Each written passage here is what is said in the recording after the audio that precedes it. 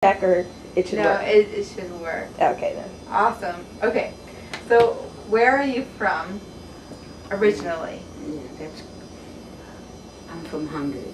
Okay. And we lived in Hungary in the city. It's hard spelling, but wait, I wrote down. Okay, so the name of the city in Hungary is Goucher College. But Alex, can you give me that yellow paper where I wrote some names of cities because they're hard to spell it? There is a yellow paper, yes. So we lived. They're hard to pronounce. Yes. And give me a pen, please. Pen, Hey, yeah. Rebecca. So we lived in that city where, you know, these are not the most famous cities in Hungary that, you know, everybody knows about Budapest, but so, but we lived in Goucher College, that's where I was born, but when, by the time the Holocaust came, we lived in that city called Kava. And my father was a rabbi. Wow. He was the rabbi of the village. No, it wasn't such a big city. I'm not even sure how many Jewish people lived there. But everybody had a nice life, you know, when we were kids, and we were like very proud of, you know, celebrating the holidays. And, but in my time, as far as I remember, the Jewish kids went to a Jewish school. But basically everybody got along, you know, the Jewish and non-Jewish. So we went to the Jewish school, and it was almost like a big one-room school. But we learned all the subjects there, and then we also learned Jewish religion. But mostly, like me, I learned so much at home. But all the Jewish kids went to this same school, so I remember we had like a happy life. And we had 8 children. Wow. My father, and they were just like, you know, proud, and, you know, you didn't have too many things, but we were happy because my father was a rabbi, and, you know, they didn't make, not, you know, so much money with 8 children. Yeah. But we had, you know, everything, and then for Friday night and for Shabbat, we had like, went to the synagogue, and we had guests, so everything, like we were kids, we were like very happy. What order were you with your brothers and sisters? Were you like firstborn or Yes, baby? So I had like the oldest one is a sister. Okay. So she remembers more things. And then came 2 boys. And so I'm like I'm the low, you know, close to the youngest ones, 2 younger brothers. And then the older kids, well, it seems like it's very strange. I talked to my older sister, who was the oldest, and then I asked her some questions. She says, ask, so the youngest one remembers so much, and he was only like 4 years old. Wow. So they say that the little kids sometimes remember things because that's all they have in their mind. Or maybe the older ones understand the problem and they think of so many things. So my younger brother remembers like as much as the older kids, or sometimes even more, because we talk about it, you know, a lot. And one remembers this, one remembers that, and then they remind each other, you know what happened. So Were you the closest with your older sister? everybody was very close. Yeah. But since we were, no, because there's another sister 2 years older, and we were almost like twins. Everybody looked alike. But, you know, my father was a rabbi, and the boys would learn like, my father would sit and learn with the boys, and then I was listening and overheard and learned so much. But, you know, as far as the Talmud and all that, the boys were learning more. And my father, when everybody went to sleep, my father wouldn't go to sleep, he would still go over, you know, the Talmud and everything, because when you love that, you know, when love all that, like all the special books, you know, the town would look how many books. Then you never stop learning it. So my father would stay up late, and my mother says, go to sleep already. And early in the morning he would be up again, and the boys would learn. The girls too, but you know, boys learned a little more of those things told the Talmud. But we learned so many things at home. Then I went to the Hebrew College here in Baltimore too. They said, where did you learn all this? When you learn things at home, it's like, and even the teachers from Israel, sometimes, you know, I took special courses, they said, where did you learn all that? At home. So, we were all very close, you know, because my mother and father, but my mother had brothers and sisters, and some lived in Czechoslovakia, because she came from Czechoslovakia.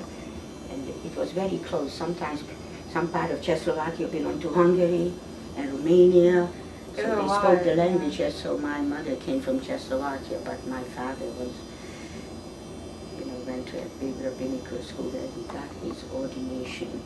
Okay. Yes. Where did he get it? Do you remember the name of the... Well, it was in Czechoslovakia, and it's called Poznan, but they call it Bratislava. In Slovak it's called Bratislava, and they had a big yeshiva, and that's where mostly, like, that was the #1 in Europe. So my father studied there, and he got his ordination from there, and it was called the Hassam Sofer yeshiva. Yeah. You know, yes. So, you know, you didn't just, you were ordained and always studied, and my father was a rabbi. He was teaching adults, he was leading the service as a rabbi, did everything. And he had classes, people came to the house.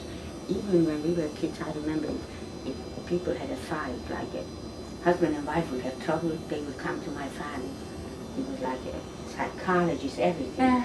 They came to the rabbi, and he would make peace, talk to them, and so it was, so I would say we had a rich upbringing. And Friday night, we would all, you know, sing and go to the synagogue next day. And my brothers were already like helping lead the service. So, and then, you know, in Hungary, for a while, we thought we were safe. I mean, we were kids, we didn't know what's going on, but maybe even the adults didn't realize that something terrible will happen. Yeah.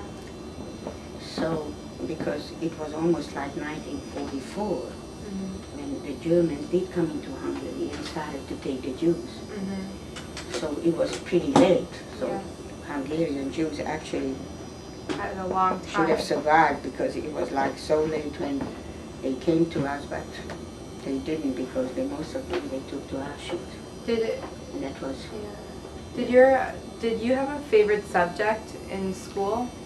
So, when you were... And we went to, you know, sometimes I think that whole area is like it's becoming, maybe in the beginning you wanted to forget it or something, but I think I always liked more the Torah and the Bible and the Jewish history. Yeah. And Hebrew language I loved. I was taking later different languages. So I loved to learn languages, but Hebrew language was my favorite. Were you learning a lot of Hebrew when you were younger? Yes. So we even learned Hebrew, and at home my father would speak to us Hebrew and Yiddish. Wow. So we all spoke Yiddish, because that was the language in Europe, and Hebrew.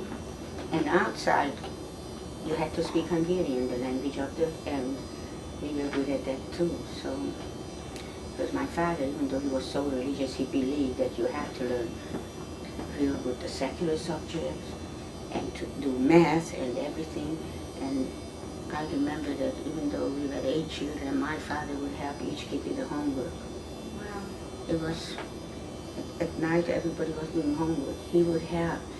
And one brother who had trouble with handwriting, it was very important in Europe that you should have neat handwriting.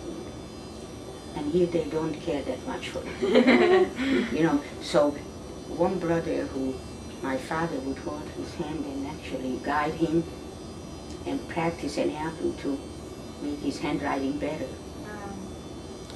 So, but now I remember we had some students who couldn't write and they said, go to the computer. So the handwriting is ignored.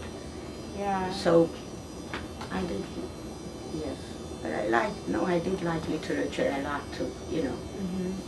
Not Jewish, but the other literature also. Later on world literature and world history. So I was more in these liberal language subjects. Were there any like Jewish groups, like youth groups, or something? You know what? It seems like before the war, we didn't have these big youth groups, or maybe just because the school, everything was taking place in that school. We had big plays for each holiday, celebrations for the holiday, but not a not special groups. And then, you know, happiness was always important, like we were singing and we were happy, even when things got a little bit bad. You know, we still didn't give up, we were still cheerful. But we did have a lot of friends, like sort of all the kids, you know, in school, and then on Saturday afternoon everybody would walk and get together in different people's homes. Where you lived, was it a city?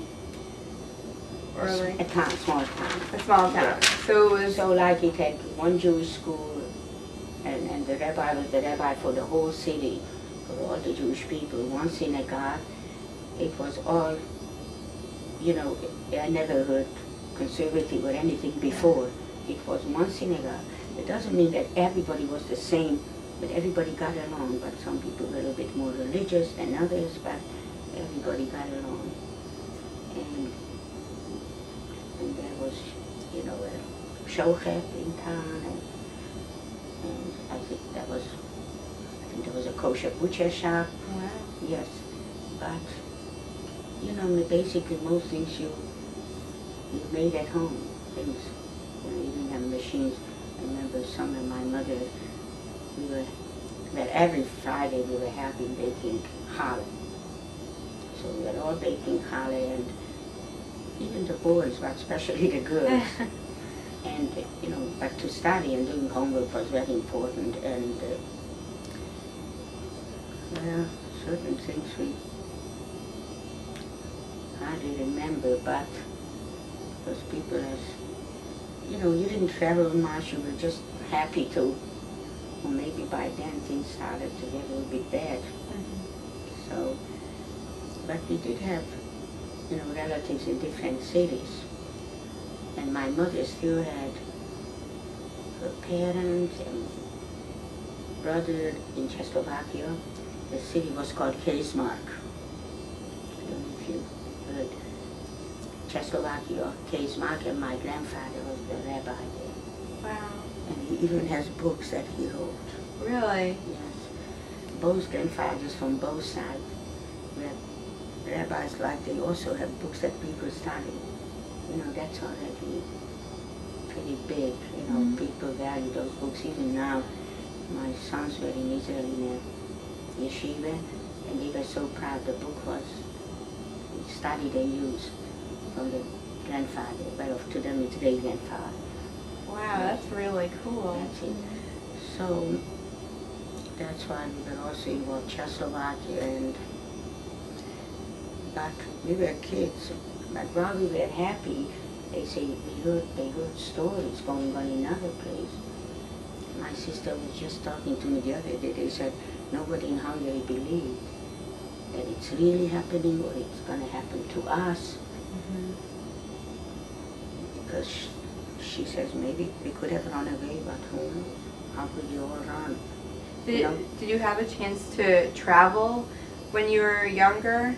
Did you get to like travel to other places? You know how it is. Nobody had cars. You know, I know. Yeah, nobody had cars, and some people maybe were well-to-do and they traveled. my family, the 8 children, we didn't travel so much. Yeah. But to relatives to visit. So you went to Czechoslovakia? Yes. And once we visited, in different cities, the relatives, and they came to us. And somewhere, well, before the war, I don't remember that they had summer camps. You just had summer at home.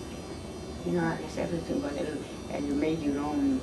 Like I said, my mother, all summer we were making preserves, jelly, put away all those things in jars. You make your own things. But we were very religious, so we even went to the farmer for milk. Every day you get your own milk. And so we went and we sat there while they milked the cow. Because some people maybe bought milk in the store, but a lot of other people too, we were very religious, so you took your own dish to the farmer and he milked the cow, and then you took the fresh milk home. Wow. And then, but my mother cooked it, boiled it, Yeah. because now they pasteurize it. Yeah. Yes. And then, so things were kind of hard, but in a way, we did everything, it was nice. And then, cooking everything, we didn't buy those things ready. Did you? Maybe. But in the big city in Budapest, they had more things, Yeah. And some people just make their own things. And then, Did you? How far away were you from Budapest? maybe you have to travel almost. In those days, you traveled a good half a day by train. Okay. Yeah, we went to Budapest a few times because my aunt worked in it was called the Jewish hospital, and she worked there, and we used to go and visit. And we went to Budapest. They had big amusement parks and beautiful places. But later on, Wallenberg saved that area. So my aunt and this grandmother was saved by Wallenberg. Wow. A lot of Jews there in that area. Yeah. Yes. Well, yeah, we did go to Budapest. Maybe some people went more. Yeah. Because that's where they had theaters and things, and the big amusement park and the Danube. Yeah. There's beautiful places, but more modern people went to the theaters a lot. We didn't. Was your aunt a nurse at the Before, hospital? Was your aunt a nurse at the hospital? yes, at the Jewish hospital, and maybe that was a nice, professional place. So my father let her do that. She wanted to do it. That aunt survived my father's sister. So we used to go a lot there because she wasn't just a nurse. She was she knew a lot of friends there, and she had a beautiful apartment. So before the war, till the trouble started, we really were happy, pouring, all the kids dressed up. And later on, I remember we were already not so happy, even on the street, and they called you names, bad names, they even threw rocks. But before, we even had a lot of friends who were not Jewish. We got along nice. Later on, some of them, I don't know how many were nice, but, when the Germans came, it wasn't hard for them to do what they wanted because the Hungarians helped. Did the people who weren't Jewish before the war celebrate holidays with you, like Jewish holidays? Well, I wouldn't know, not too much. Really? Yes. That was kind of separated, but the nicer ones. I mean, we had some. No, not in my days, not so much because things maybe weren't so good anymore. Yeah. At one time, maybe things were better in Hungary, but because Hungary was always, Austria, Habsburg, Yeah. the Hungarian, Habsburg Empire, you know. So they were like together because when we were kids we learned a lot of, you know, history. So the Austrian emperor married Hungarian princess, you know, Maria Theresia, and so it was like an empire together. And then Hungary had kings too, you know. They said under those kings the Jewish people lived happily. So first nobody bothered. As a matter of fact, they said it was better than in other countries. Yes, you could keep your religion, you know. And that, you know, Hungary had good schools and all that, and, you know, pinnacle schools and all that. So, well, but, you know, they try to keep the religion because otherwise, there were, in Hungary, there were quite a few people who were already assimilated, you know. They became so modern that they didn't even keep the religion at all. Yes, but Hungary had this emancipation and a lot of people became very modern and not even keeping.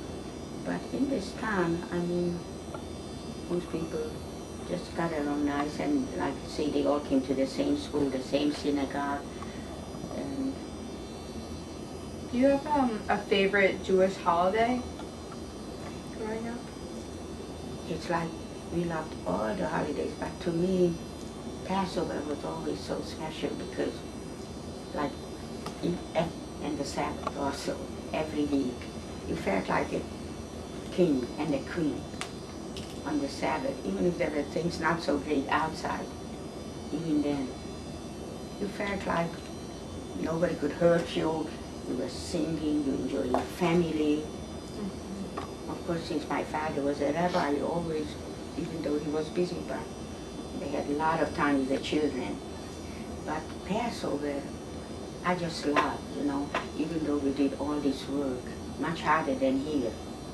What type of work did you We do? even almost took everything apart to get ready for the Passover. Really? To get rid of the chametz. My gosh, you know, you scrub the tables too, the wooden tables, because maybe it has, and then you burn you boil the dishes, because you couldn't always have. But we did have beautiful dishes for Passover. And we were always so excited, the kids. They got the Passover dishes, and everybody was learning their part. But my father believed in letting the children do a lot of things, singing, talking, each out of their turns. So I think maybe Passover was, I liked all the holidays, you know, food and everything, but I think Passover was my. Did you make your own matzah? You know what? I'm glad you asked that. In Europe, you didn't just buy, at least in my days, when we were kids, you didn't just buy ready-made, these fancy boxes. We made our own matzah. So the whole village, the whole town came to our house. We had like a little shed or a little house in the back that was just for baking matzah, for Passover. And somehow, I'm not sure 100% how my father got it. They got the wheat, and you watch it, and you guard it. And then they went to the mill to grind it to flour, but it was guarded that it shouldn't be near. It was amazing. We were very excited, and before Passover, the whole town came, especially the religious people, and they were baking matzah, and the kids were, you know, running around, and we were very excited. I remember they baked the matzah and around all the matzah, so it's called matzah shmula. And they were round, and that's the matzah we ate all 8 days. We didn't have machine-made boxes. So there are some people now, my brothers, they all only eat handmade matzah. All Passover. And my brother has 14 children, and they need a lot of matzah, but only handmade shmula. We only on the Seder we eat that. But my daughter too, they're even more religious. All 8 days they only eat shmura matzah, that handmade. So everybody came to our house and baked the matzah, and everybody took home enough. And so my mother, cooking, I think that everything was so delicious, homemade, baking, cooking. And for Passover, borscht. Yeah. The borscht liquid, like from beet. Yeah. Everybody made their own. My mother made the borscht, but you start much earlier, a few months before. It wasn't just like it was delicious. It's like fermented in a big container, but some special area where you don't touch it. Well, I guess you don't have all the fancy stuff like here. Buying, chocolate matzah, macarons. No, it's only what you make and cook and bake. Yeah. So, yes, everything had to be. So we had all the separate dishes, and then we took it out, and they're so excited, and all the children were searching for the chametz the night before. Everything was like very. We did it with joy. It seems like it wasn't a burden. But I like other holidays too, when we build a sukkah. We worked for weeks and weeks before with the decorations. We made the most gorgeous decorations, handmade. We didn't buy anything there. I don't even know if they had it. And the sukkah looked like amazing. And then it was pretty cold in Europe sometimes at sukkah's time. But my father slept in the sukkah. Really? Because he said you have to. But the children he didn't let because it was very cold. Yeah. Sometimes the brothers, if they insisted, but it was so. But my father, because he wouldn't even have water other than in the sukkah. So we built a big, beautiful sukkah. A lot of people had a sukkah, and then you visit each other's sukkahs. So I think, so it was a. Do you have a lulav and esrog?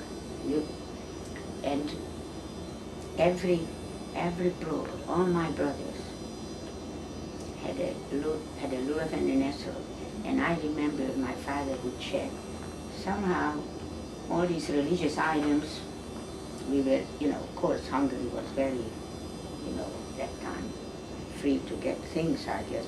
So we had the most beautiful esrog and lulav, and in the synagogue, the kids were like dancing and very happy. And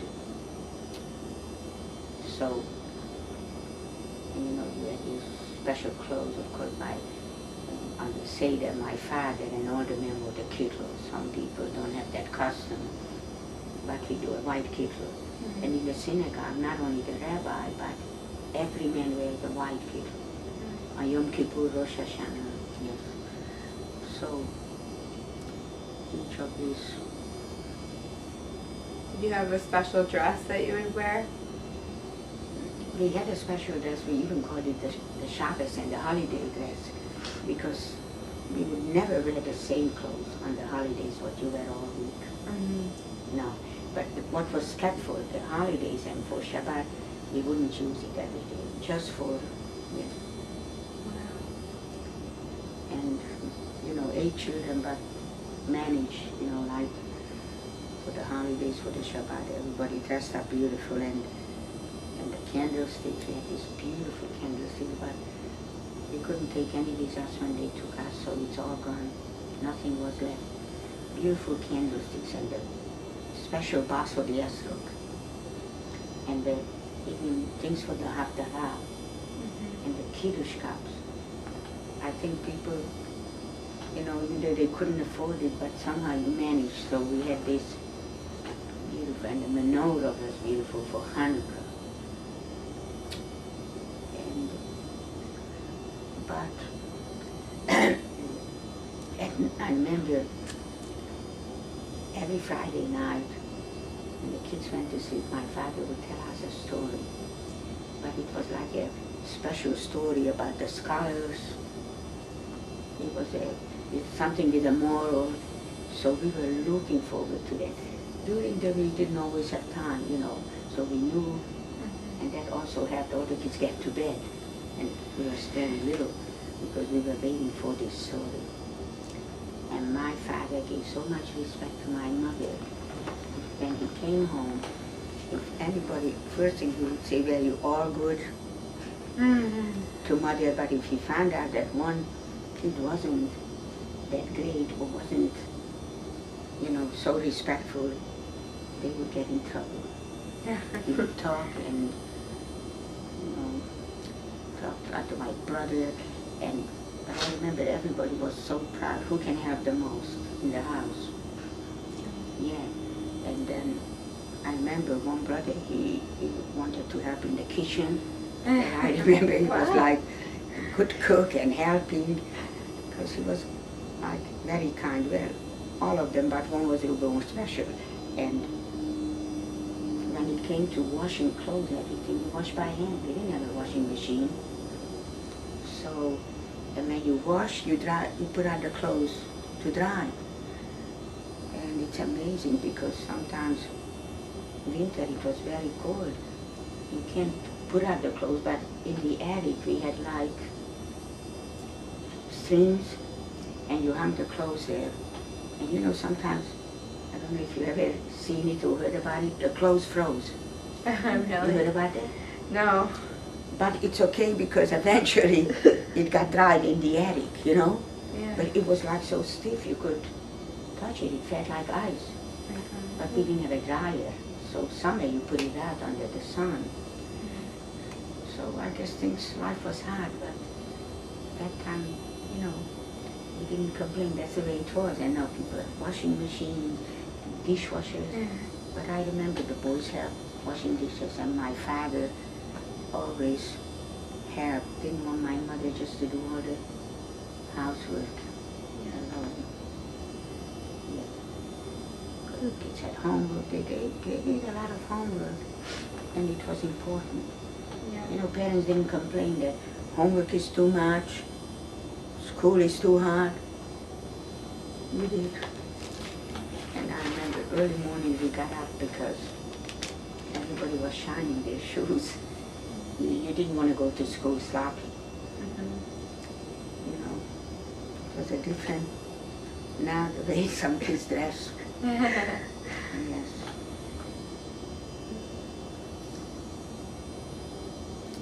So it's not like we didn't get along with people, but when things started to get bad in Hungary too, they were helping the Nazis.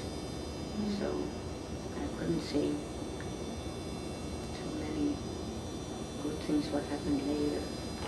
But your childhood was good overall. You did have a nice time in Hungary when things were good. Before the war, I would say we had such a nice time, we had a happy, but now some people say, did you go back? A lot of people kept going back. I didn't want to go back. When finally we did go back once, it was very hard.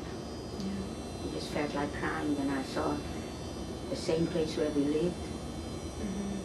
It's like, I remembered all the bad. Then I remember what happened, and nobody really cared because I see the people are very happy. They don't care, you know, what happened in those days. It's like they hardly remember. Now that's a place where really doesn't even have any Jewish people. Really? Yeah. But in you know, Budapest, Hungary has a lot of Jewish people now. Yeah. So they're happy again. I hope it's going to continue. Yeah. You know, nothing will ever happen anymore. I just wanted to get your brothers' names. I didn't catch the your brothers and sisters, their names. The names of? Your brothers and sisters? Their names? Yeah. Yeah, you know, in Hungary, everybody gave an Hungarian name. Besides the Hebrew Jewish name, you also, you know, because the Jewish people wanted to get along nice, so everybody, so my older sister was called Rebecca. And later on, she hated that name because it was a Jewish name, and the people made fun of her. and they would throw things at her, Rebecca. So then by the time I was born, she says they named me Ava, because then, you know, the non-Jewish kids wouldn't attack you. Because he said, Rebecca, you know, my father's name was Moses. First, in Hungary, you use the last name first. Some people laugh at it, but I think it's better, because the last name. So I was called Rosenberg Ava, and not What was it? Rosenberg. First comes the last name, and then comes the first name. Here they call it. So then my sister was Rebecca. Then the brother was Abraham, because his Hebrew name. But Rebecca was, you know, Hebrew, Rivka, and Abraham was Abraham. But so that was still almost like also a Jewish name. So then, you know, if you went someplace, official places, and you said your name is Rebecca, you know, so right away they know you're Jewish, and they can later on. So, and my next brother was, it's a Hungarian name, Jenő. That's Eugene. Oh. But in Hebrew, Yitzhak. So his name was Eugene. And my sister, one sister is Paula. And then one brother is Samuel. And then Abel. And then one brother is Joseph, but the Hebrew name is Joseph. And then the youngest brother was Tibor. And I think that's really a Hungarian name, Tibor, you ever heard it? But some people have it here, but they come from Europe, Tibor, T-I-B-O-R. Can't see her camera. Yes, but my name, Avo, is spelled E-V-A, but in Hungary you pronounce it Avo. Because the E in Hungary is a dot on top is A. Okay. You never, yes. So Ava is spelled, here it's E, but it's really a, you know. So, but when I came here, they said Eva. Okay, so they started to call me Eva, because they say if your name is Ava, then it should be spelled A-V-A. No, in Hungary it's spelled E-V-A, but there's a dash on top of the E. We just call it What was your mom's name? Regina. And my mother's name was Regina Gluck. And she's from, you know, Czechoslovakia. But she spoke Hungarian and Czechoslovak. And she spoke German, because by that area where she lived, in the school, the kids had to learn German that time. Yes. And my father's name was, you know, Moses. And later on, like, my sister also used the name Rose. Which sister? Rebecca Rose. Oh. Rebecca Rose. Like I said, because Rebecca, when she went, because after you finish the lower school, she did go to a higher school, which was Jewish and non-Jewish kids. So if you had your name only Rebecca, they just make fun of you. Because they know no one else in those days, only Jewish kids had Bible names. I'm glad I don't do Yeah, that but in anymore. America it's so beautiful, stylish, that everybody uses it. In Hungary, if you were called Rebecca or Abraham or Isaac, that was only. Yeah. So it's not, yes.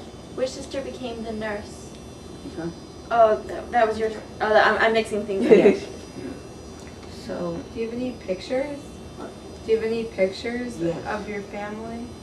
so you know what? Not even one picture of my father. Yeah. First of all, very religious people like the rabbi, they didn't believe too much in taking pictures. But he let the kids, you know, have some. But I don't know, when they took us to the concentration camp, I guess the first thing wasn't that the picture, because we didn't even, we just, middle of the night, they took us. So, like you said, I had some pictures, just a few. But not like baby pictures or something. Yeah, and then my mother, the picture I have of my mother, that's after the war. Okay. Yeah. You know, The this one one, right, I see. this one here at the end here. Okay, I see her. So that's after the war. My father had a beard, you know, beard. And Are they both of your mom? the first one is Mr. Raden's one, Eric's one. Oh, okay. Yeah. And she's from Warsaw, Poland. Oh, wow. Yeah, they were from Warsaw, Poland. So we had all these 8 kids, and we were very close together, and later on you'll see nobody believed that all the 8 kids survived because All 8 kids survived? yes. Wow. Well, thank God. And Thank God, yeah. my brothers all live in New York, and my sisters, and I'm the only one living here. And now it's bad because my son who lived here, we have 3 children. So, well, that comes later, right? Yeah, so before the war, my mother had a big family. 6 girls. They were also like 8. 5, altogether 6 sisters, 2 brothers. You know, nobody came back. And my father had a sister and a brother. You know, and his parents were so proud because when my father started to be a rabbi, that was one of the best, you know, seminars, yeshivas. So it was like in Europe, it was like every town had one rabbi, you know. Budapest was different, the bigger cities, but we did have a nice little house, and Was it well, my mother worked so hard. Was it a big house? Not a big house like my sisters, but of course we all slept in one room, the 3 girls. Really? Of course, yes. You're lucky even if you had that. And then the parents and the boys, I don't know if they all shared the same, you know, but the dining room was nice because the table for Shabbat, and you needed a nice large table anyway for all 10. Wow. But I remember sometimes you didn't have too much like meat. So once I remember my mother, served, and my father had some meat on his plate. Put it to my mother because she didn't take enough for herself. My mother tried to put it back, and my father wouldn't eat it. Put it back to my mother's plate.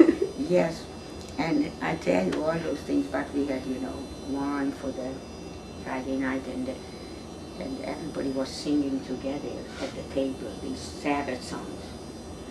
Girls and boys. What was your favorite Zemer? Well, it's a good question, but I think that after singing Shalom Aleichem, every Friday night, a lot of people don't do that, but I think it was beautiful. All the 8 children stood in line. My father blessed each child. And to me it was like, after that, we kissed his hands and we kind of like hugged him. He blessed every child, every boy and every girl. So we were looking for, that was like a blessing. Some people do every Friday night, some people only do it at a major holiday. And then I remember we used to sing Yari Bon Olam. I loved that. My father was like a singer, and in those days it was a star. My father sometimes went away to a big rabbi. So like he went to Munkach, which was a famous, or Belt, was a famous rabbi. He would go, and then he came back and he said, now he's going to teach us a new tune that they sang. So we all learned. We learned like in the Hallel, there is a beautiful song, B'tzeit Israel. So he was teaching us that tune. And my brother, one was a great singer. But all the kids sang together, so we all sang the meal. And at the end of the meal, we sang together the big Amazon. But I remember at night, we always had to do our night prayer. And I was so used to it, I couldn't fall asleep if I didn't say a night prayer. You know, the Shema and then another paragraph. So we prayed at night before we went to bed. And you get so used to it, even now. I told my students, one night I couldn't sleep. I was tossing and turning. I said, I remembered I didn't do my night prayer. And my students were so impressed, but it was the truth. And then I said, I did the night prayer and then I felt better. And fell asleep. Lately I don't sleep too good. I think I better watch my yes. So, and then I did it to my kids and they do it to their kids. So, you know, we did the night prayer. And everybody had their own siddur. You know, my father would give like a gift, a beautiful siddur. And I remember from my mother, he bought this beautiful siddur. But some of the prayer books had the Yiddish translation. You know, so even a woman maybe, especially women who didn't know that much Hebrew, you read the translation in Yiddish. And for some of the holidays, you know, like when Tisha B'Av came, we read the story instead of Hebrew, sometimes we read it in Yiddish. So people gathered in homes, and I remember a lot of women came. You know, it was very religious, so men and women didn't mix that much. So the women came to our house, and they read the story of Tisha B'Av in Yiddish, and I was one of the readers. My mother would say, please read. I guess I was a good reader, and everybody was listening. You know? Oh, listening to Yeah. We read the stories in Yiddish. Well, it has, you know, special name. It's called Raden. Okay. We're running low on tape, so I just got another Yeah. one just in case. I'm sorry, did I talk too much? Oh, no, not at all. Really interesting. So, you know, singing and rejoicing was part of, yeah. And they made, you know, the girls sing too because they wanted to involve the girls too, because sometimes the boys, of course, did more because in the synagogue they were leading and the ladies had a partition, you know, in the synagogue. But so at home, yeah. But, so I remember my father was learning with the boys early at dawn. And I guess I picked up a lot of things too. They were older too, woke up, but you know, the boys learned the Talmud, Gemara, and I kind of listened and learned so much. Later they said, where did you learn all this? I said, I don't know, at home. Yeah. You pick things I up. mean, when we went in Israel, and we went to an ulpan, he already had the kids, they were little. And so many things the Israelis didn't know. They said, where did you learn that? I said, if you learn at home, you know more. There's nothing like learning at home, you know. Yes. So that was before the war, because by the time, you know, the Holocaust came, that part before almost like a dream, you know. And you talk to and we get together, you can't help it, you always start talking about what happened when the Holocaust started. And sometimes you realize that it was so bad, then you talk to some people, they had it even worse. Well, those who didn't come back, of course, that part was the, you know, the worst, like my relatives, just, they were all killed. But some of the stories some people went through, we heard it. I can't believe. People ask me, how do you go on? You know, you went through the terrible things, and my sister says she doesn't even like to talk about it, you know. It's funny, my sister in New York has a doctor, and he's a new doctor, and the doctor realized that we went through the Holocaust, and we are 8 of us. And he said to my sister, this is amazing. I would like all the 8 of you, maybe with their husbands or wives, to come, but some of my brothers don't want. So they keep telling me, I said, I'm willing, but you know, one brother says, no, it's not a good idea. Which brother? In New York, Yeah, which one? my sister, her doctor, there's a big doctor at Beth Israel Hospital, but he has his private office there. Oh, okay.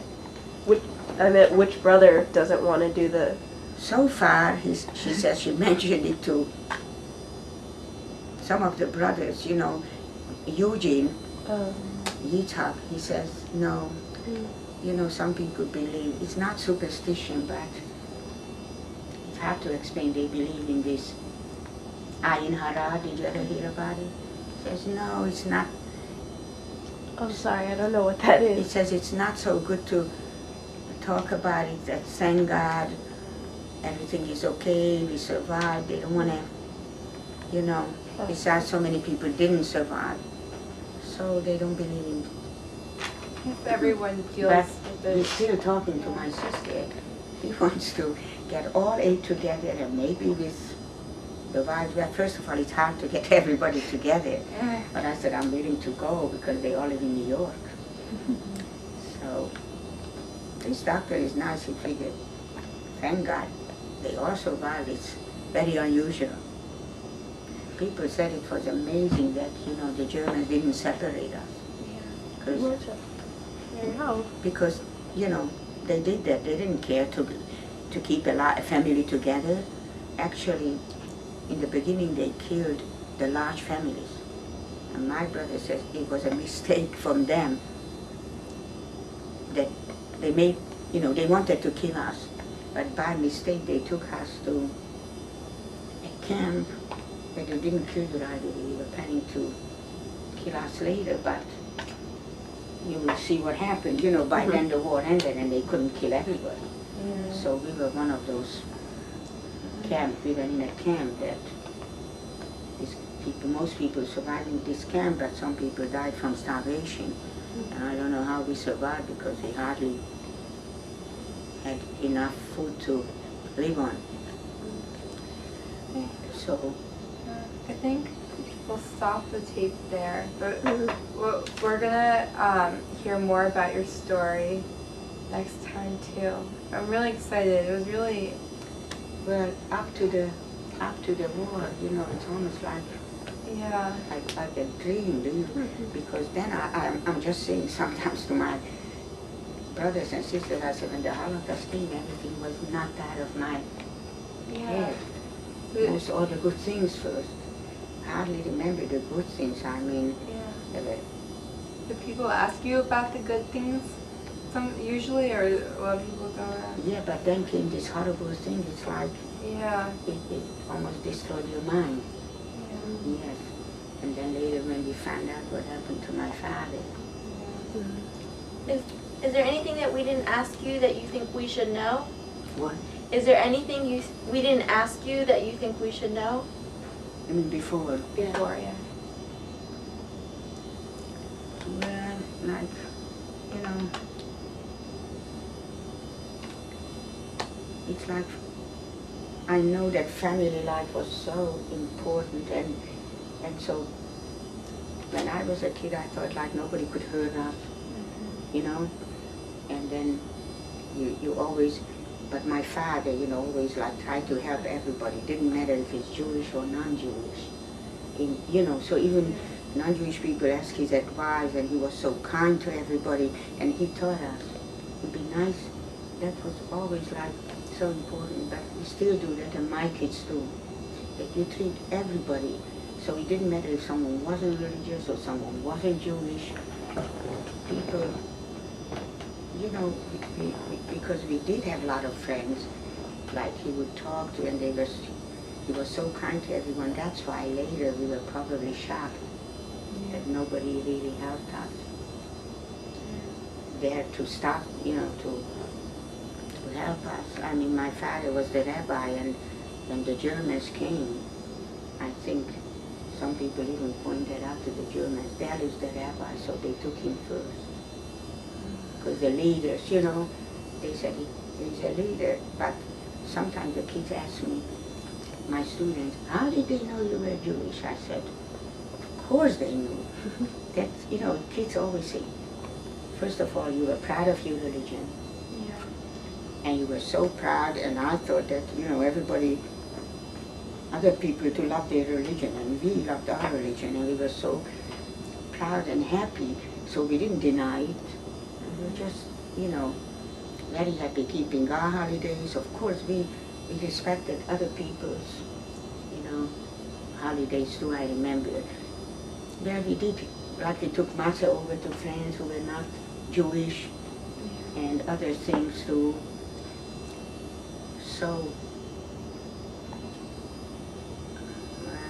before the war, I remember my father went away, and then he came home, always brought presents, little presents for everybody, each. I remember once we were all standing like in a row, showing off like pajamas for the little kids, but for my mother, always, my father would get. And my father, nobody sat on the parent seat. Kids don't do that anymore. At the table, we knew where my father sits and where my mother. The children didn't sit on the same chair. It was like, and like I said, everybody was trying to, who can be nicest to my mother? Also, because my father would come home and the first thing is, everybody helpful. Of course, it was hard for my mother because most things, you know, you cook and you feed the children. But, you know, life was nice. I think the food we ate, my mother cooked never ever.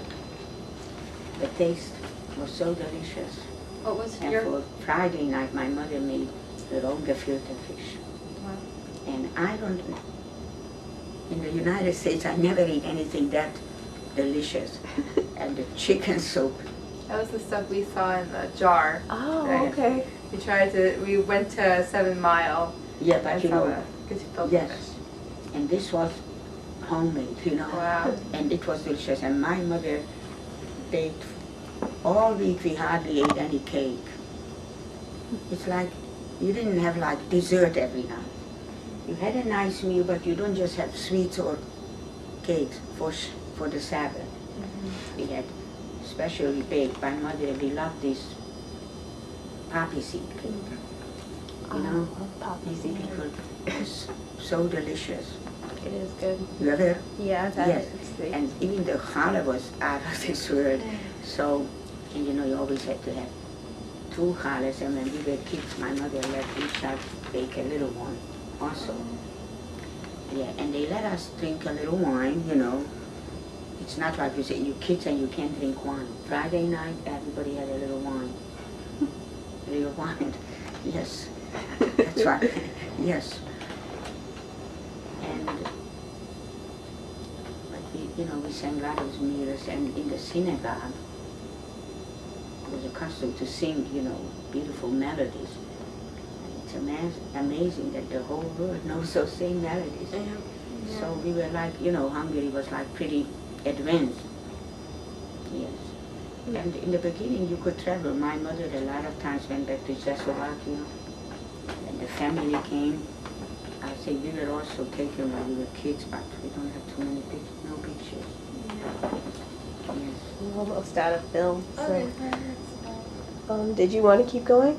No, thank you. Yes. Do you know where Sarvash, Hungary is? What? Sarvash? It's a place in Hungary. It's near Budapest. Sarvash? Sarvash? Yeah. There's a Jewish camp there. Now there is a Jewish camp. And Jews from all over the world. Amazing. You went there? My sister went there. Really? And so I thought I'd tell you because I know Hungary. So I went to go visit her in Budapest. Oh. So Chantal, my sister's name is Chantal. So how far do you think is Sarvash from Budapest? She said it was like an hour or 2 hours. Yes. You see, before the war, we were kids. I just know about Sarvash, but after the war, I knew. Yeah. So it's a nice place, right? Yeah, well, she said that there were like Jews from France and from Poland, It's from amazing. Romania, Yes. Israel, United States, Canada. Yeah. Now, was there a camp only? Yeah, it's just it's a Summer Jewish camp. camp, summer camp. And you went to Budapest? Yep. Yeah. It's a beautiful city, right? Beautiful. Yeah. And so now again there is a big Jewish life. Yeah, it's really Yes. cool. Oh, so, and you know there's a Jewish school in Budapest now? Yeah. Or even more than one? Yeah, it's really cool. Did you go to the It's almost Johann? done. Yeah, It'll cut it off was in a beautiful, second. and it's so. They So say- that's why when you were They say telling, it's one of the There's most 1 minute gorgeous left. I think ones. they're just Yeah. talking. Oh my I'm gonna God. shut it off. For me, it was a